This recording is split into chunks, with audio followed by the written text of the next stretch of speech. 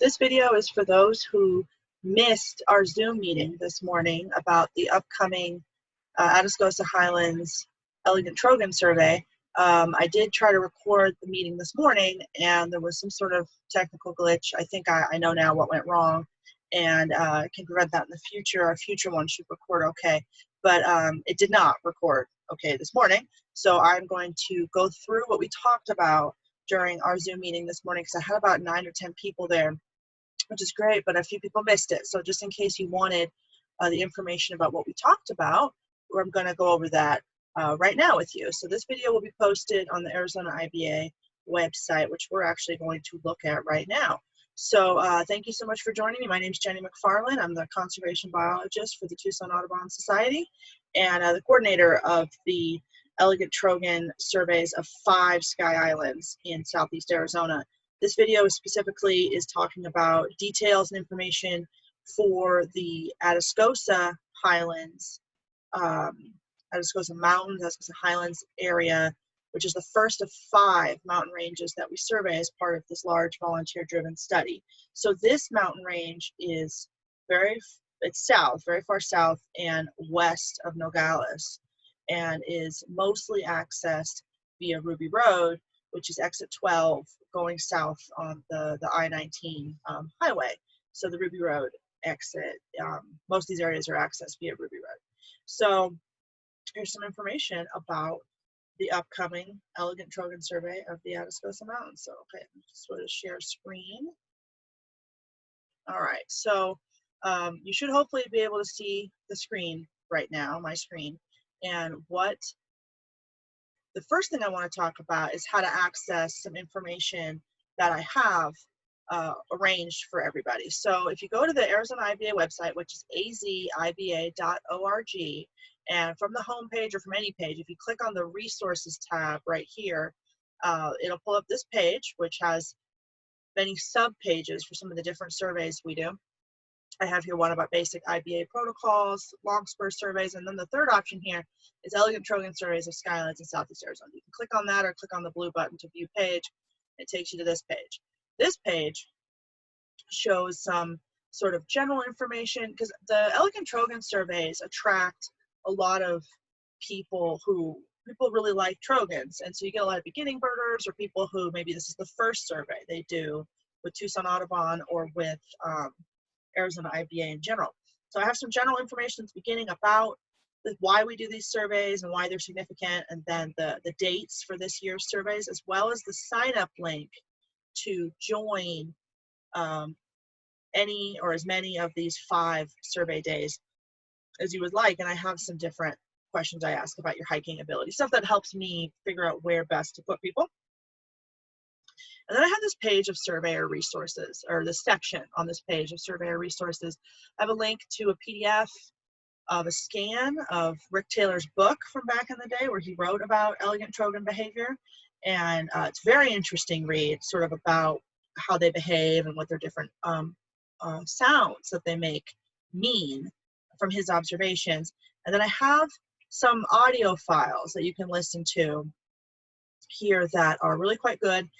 These are 3 examples. These are also on, many of them are on apps like the Sibley Bird ID app or the Audubon app, different examples of these calls. The first call is the coin call, and that's the most common call that you'll hear while doing an Elegant Trogon survey. We tried playing the link earlier and it did not work, so I'm going to play it right now via the microphone with an app here. And this is probably the most common call that one will hear for Trogon surveys, or while looking for Trogons. So that's very similar to the one I have linked to directly from on the web here on the Elegant Trogon page of the IBA website. So that is the most standard call. You can almost think of that as like a male singing. So that just means you have a territorial male that is advertising his presence, whether it be to rivals or to females or just in general. So if you hear that and it's in that pitch range, you can be pretty confident you're hearing a male, but that's really all you can say. Females do make that call, but it's a much, much lower pitch, and I've actually had trouble finding a recording of that. anyone gets a recording of that, let me know. But it's a much lower, almost an octave lower. They call much less frequently and for much less time. So when they do call, it's usually just a few phrases, not an extended call the way males will do. They also do this other call, which is listed here on the website, which is the cow call.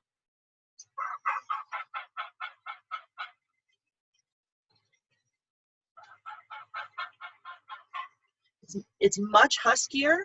It's a more the notes kind of flow into each other. It's a much more you know, and it's also not as loud. When you hear that call, the Trogons are actually much closer usually than I think that they would be.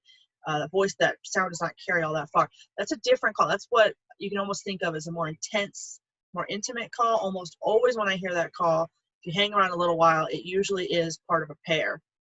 It's good to try to confirm that in the field, but if you do hear that more husky cow call, you definitely want to note that in your data, since that is very likely that that is a bird that is a pair, is part of a pair. I've also heard females make that call too, but again, it's much, much lower. The females are like a baritone, much, much lower pitch voice. And then there's the alarm call, which everyone needs to be familiar with, which is also linked on the website. And that's this. So this, we call it the wiki-kiki call, and it's very, intensity matters with that call. I've heard them give this call, just like I just played there, in the winter when they don't seem particularly alarmed, but they obviously are a little bit alarmed because they're giving that call, but they don't fly or flush or, you know, it can be just a very intense kind of call. Now, I have heard them do it in the breeding season as a true alarm call. And when it is an alarm call, it's much more intense and it's very, very startling. If you hear that, I mean, they sound upset when you hear it as a spring alarm call. If you hear that, you really, as the protocol outlines, you really want to back away quietly as quickly as you can, because you're probably near a nest and we don't want to be distressing these birds. The timing of these surveys is significant. And this is something I want to point out. This came up in a question on our Zoom meeting this morning. These surveys are set for mid to late May, because this is a time of year where the birds should be back. They should be on territory, so we can get sort of an accurate idea of where the Trogons have spaced themselves for the spring. They may be on territory, they may be defending a nest hole, they may be even in the early stages of nesting, but it's unlikely. They tend to nest a little bit later, more like just not quite this early, although sometimes they do nest this early. But our timing is, the timing's tricky, but they shouldn't really be on nests yet, is the hope. So because of that, our protocol does allow you to play some callback. Trogons will sometimes respond to playback, where if you play one might fly in and take a look at what's going on, thinking another Trogon might be around. They'll often respond with a call of their own. So it is absolutely feasible and allowed for you to play a Trogon call anywhere in the Atascosa Mountains. It's a little tricky with some of our other surveys. For instance, playback is not allowed in Madera Canyon for the Santa Rita surveys. But for the Atascosas, there's no such restriction, so it's fine to play if you like. You do not have to. If you're not comfortable playing a call, if you don't want to disturb the birds, that's fine.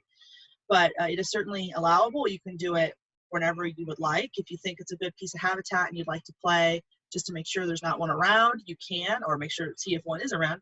If you thought you heard something but you're not sure, you can go ahead and play. So playback is encouraged and allowed, and if you also prefer not to use it, that is also fine. So I do have a link here also to this page on where to find more information about Trogons from Cornell, and I have that open, and it's really very good. So elegant Trogons, this is going to be old news to many of you who've done this survey before, but elegant Trogons are very cool birds. This breeding population in Southeast Arizona is the only regular breeding population in the entire United States for any Trogon, so it's elegant Trogons. And this is the male here on the left.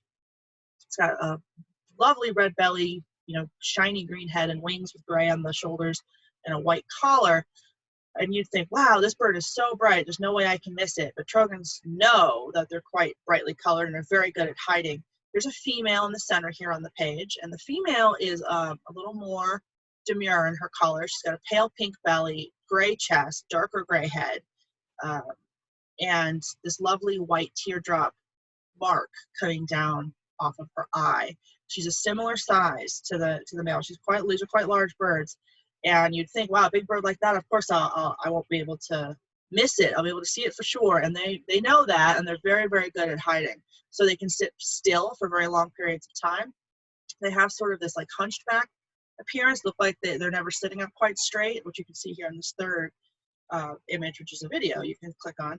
And sometimes they'll often turn their green back to you, which really blends in quite well when they're tucked into vegetation. They really don't like to be seen, and for a bird as large as they are, they'll often sit on quite small branches, kind of in the mid-story, maybe head high. They'll often just hang out in those small, thin branches.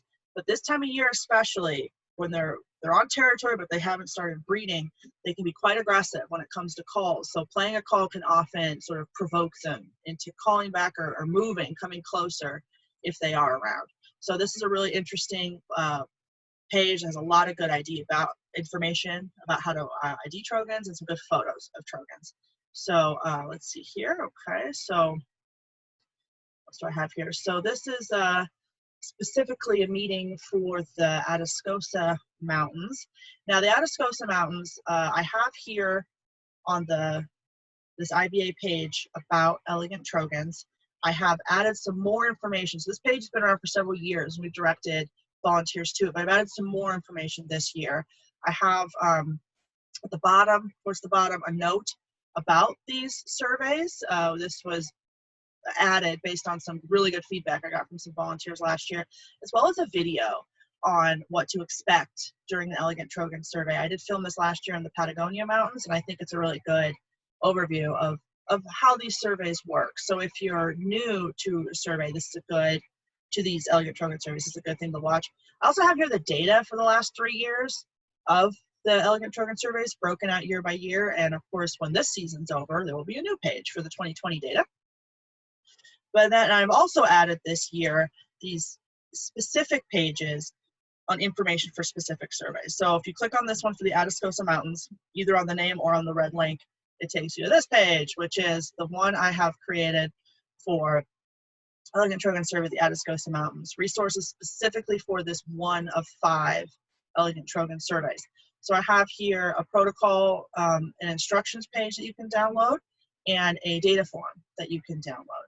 So this is where we're going to keep everything we need specifically for this survey, and this video will be here as well. And I also have here my map of where the different routes are for the Atascosa Mountains. Now the Atascosa Mountains are always a little bit challenging for us as a survey. It's the first of the 5 Elegant Trogon surveys, so it's always a little bit of shuffling around because of that, where we're kind of getting into our stride each spring doing this. But it's also one of the more, in a way, remote surveys that we do. The Atascosa Mountains are west of Nogales. The roads are, for the most part, actually quite good out there. There are some dirt, it's mostly dirt roads, but they're mostly quite good dirt roads.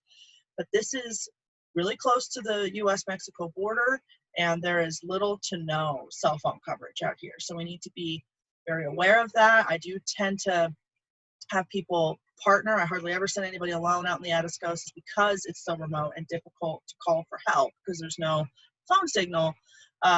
This video is being made in 2020, where we have the additional challenges of social distancing that we have to maintain. So I have a few groups that I know are going in as a team, but driving separately and maintaining social distance in the field. So we are having to take additional steps and protocols for 2020. But if you're watching this in a different year, we usually will meet at the truck stop on exit 12 on I-19, and then carpool in from there as assigned teams. But for 2020, we're doing it a little bit differently, and you guys will be contacted about that specifically. That's been working out very well organizationally with you guys. Thank you so much.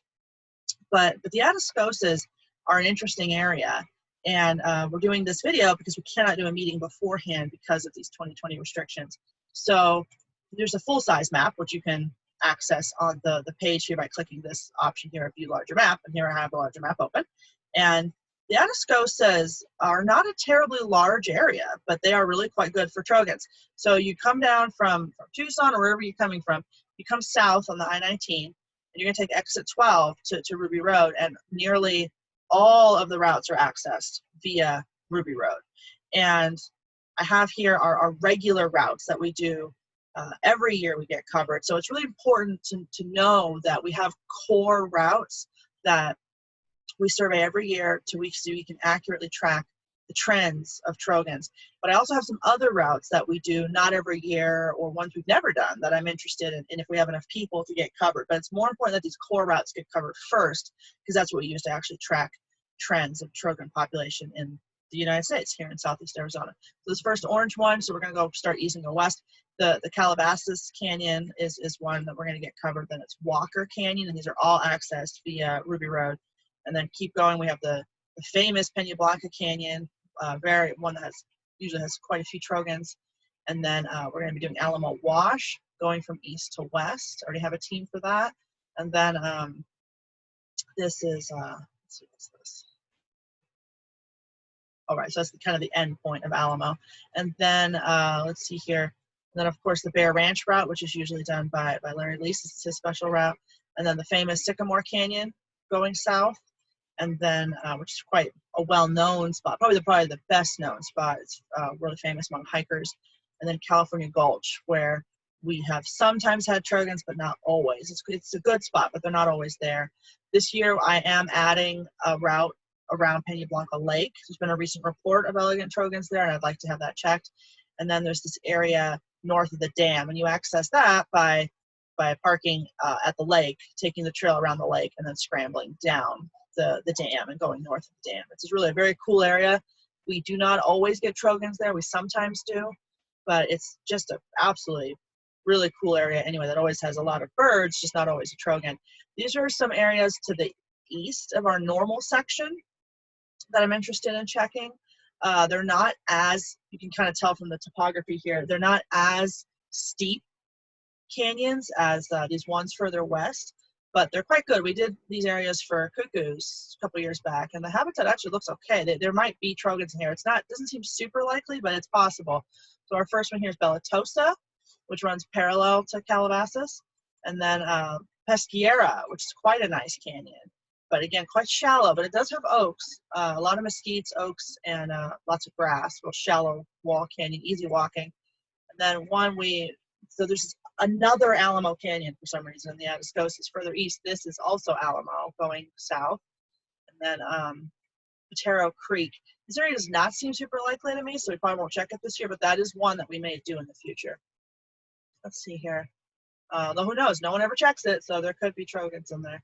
So this is, for the most part, the Atascosa Mountains. When teams are assigned these areas, I will give you start points to start, and you can go as far as you like. I am trying to establish endpoints now for these routes, so it's really important to keep in mind always with one of these surveys that safety of you guys is the #1 priority. Safety is the #1 priority. I did check the weather for this 2020 survey, and it doesn't look like it's going to be super hot. The high is in the low 90s. But some years when we do this survey, it gets very, very hot. We did one year where the high was well over 100 degrees for the day. And safety is always the most important thing. If you don't feel like you've reached the end of the good habitat, but it's starting to get hot, please turn around, please go back. It's very important everybody bring enough water, bring some, lots of snacks and a lunch, because there's nothing really out here. And that everyone is as safe as possible, which is why I really don't like to send people alone out here. Safety is the #1 priority. If it's getting too hot, please turn around. And this does lead to my next point, which is because we cannot be meeting after the survey either, which we normally do, I do need everybody to text me, and I will send that phone number out to everybody. It's also in the protocol. It's at the end of the protocol document. But I need everybody to send me a text message when you're out safely and in phone service, which is when you're nearly back to the I-19 is when you finally get back into cell phone service. Just send me a text. Let me know that you're out safe and sound. And that will really help me make sure everyone's out safely, because I'm not going to leave the area until I know everyone is safe. Now, this is a border area, and there is no cell service, which is part of my overabundance of caution here. But because this is such a border area, and some of these canyons run into Mexico, because of that, there is a very heavy Border Patrol presence in this area. you will hardly be able to go here and not see Border Patrol. I'd be surprised if a team does not see a Border Patrol truck or vehicle or get stopped and chatted with by Border Patrol. They're all over this area, and that does add an element of safety for us. If your car isn't starting or something, you're not just out there by yourself. You will probably get a visit pretty soon from some friendly guys in a green and white truck. So Border Patrol is all over this area, which does add a small element to our safety while we're out here. Okay, so normally we would meet after, and then that's how I make sure everybody gets out safely, but we can't do that this time in 2020 because of social distancing restrictions. So I have developed an online survey for people to enter their data.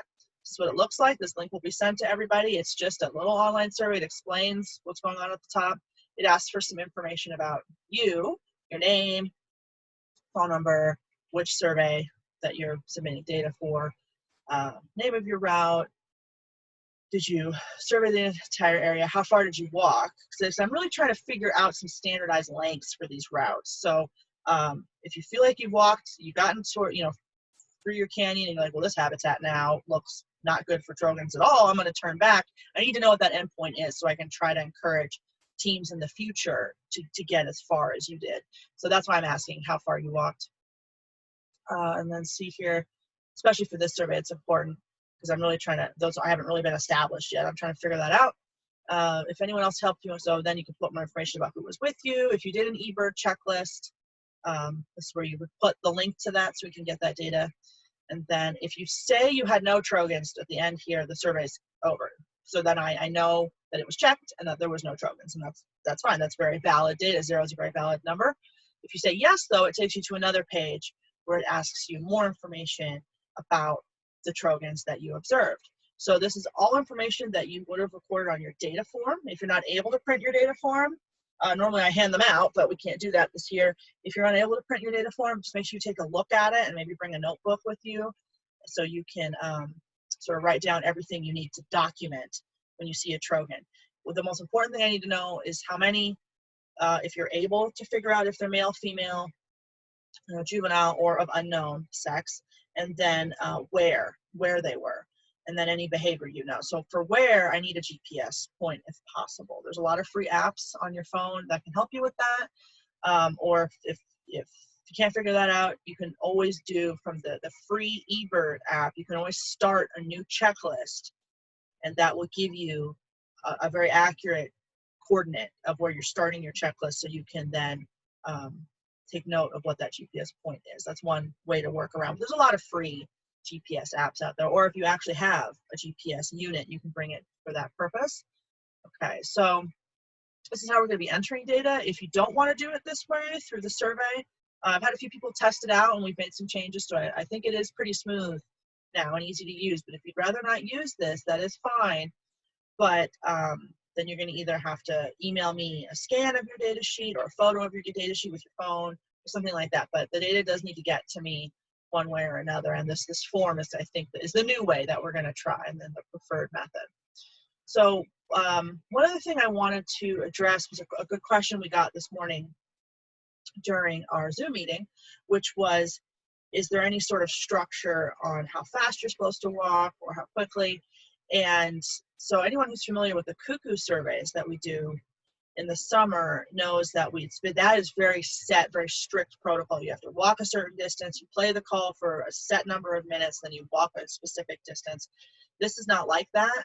The Trogon surveys are much more sort of free form than that. You can move through, I don't want anybody moving too fast, but you can move through whatever pace you think is going to make sure that you're not missing elegant Trogons.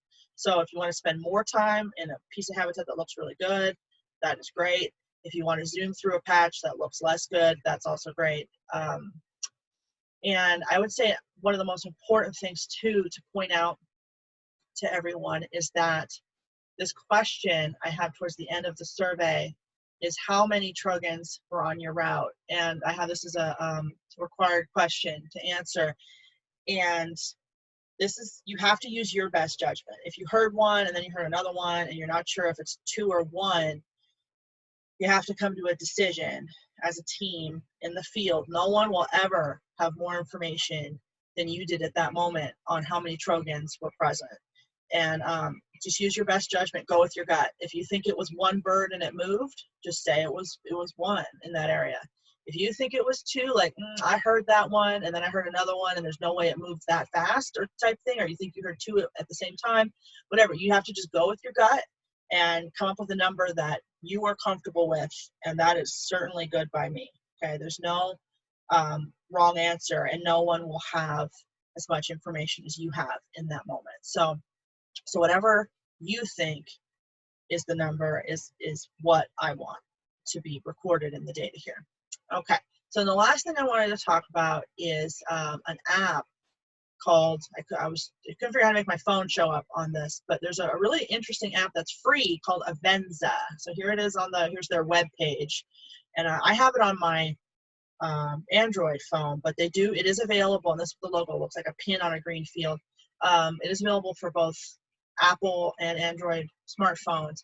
It's a really interesting app. It lets you download maps, and if you look, it lets you download sort of topo maps. There's a lot of maps that you can download that this app is free, and most of the maps that you're able to download, I would suggest you do this over Wi-Fi, not out in your actual service like 4G, but on Wi-Fi. You can pre-download topo maps of an area where you're going to be, and if you can filter it to show you free maps, or just make sure you're getting free maps, not ones you have to pay for. And USGS Topo Map, like those standard maps that you could buy at like Summit Hut, are available here on Avenza. You can download them, and then when you're out in the field, even when you're not in cell phone service, you're still in satellite service, your phone will show you if you're on that map, if you're on that USGS map, if you're in the location the map is showing, it will show your position on the map. I have found this to be an extremely helpful app while I'm out doing bird stuff in remote areas. So this is an app I would suggest. I don't know if it tells you your coordinates of where you're located. That is a good question. I'm not really sure, but there's a lot of free apps to tell you your location and coordinates. But this one is a little different because it also shows you an accurate background map of where you're located if you take the time to pre-download the maps you're going to need, which is very achievable if you know where you're going. And so there's several maps you need to do the entire Atascosa Highlands, but it is well worth the time to do this if you're into it, if you don't have like a Garmin unit or something, and can be really extremely useful. So I did want to point that out. So that's Avenza, A-V-E-N-Z-A, Avenza Maps. And it's free, and many of the maps that you can download are totally free. So that's a really cool feature. So thank you guys so much. I appreciate you watching this video, and I think we're going to have a great survey on Saturday in the Atascosa Mountains. And just make sure you don't forget to let me know, or you'll be getting a text from me to make sure that you're safe on Saturday after the survey. So thank you all so much, and I really appreciate your help with this survey. It's great. I'm really glad we're able to do these surveys in this difficult time. So thank you so much.